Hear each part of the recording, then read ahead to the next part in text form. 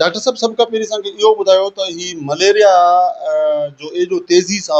वबा जो सूरत इख़्तियार करण जो मक़सदु छा आहे, वजह छा आहे जो असां वटि भानसदाबाद आस-पास जेकॾहिं 100 खां प्लस जेको सो पॉज़िटिव जेके अचनि पिया था मलेरिया, असुलु रीज़न छा आहे, वजह छा आहे जेको आहे सो एतिरो जेको सो मलेरिया जेको सो वबा जी इख़्तियार करे?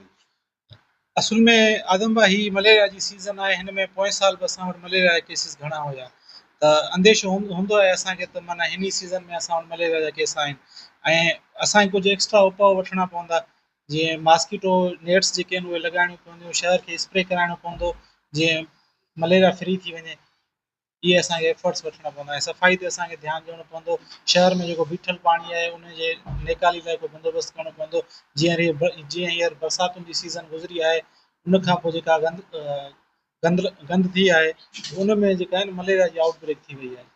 त असां वटि हाणे केसिस जेके आहिनि वधनि पिया, डे बाए डे माना जेको आहे पॉज़िटिव रेशो वधीक पियो अचे ऐं असां उन शइ लाइ अलर्ट आहियूं।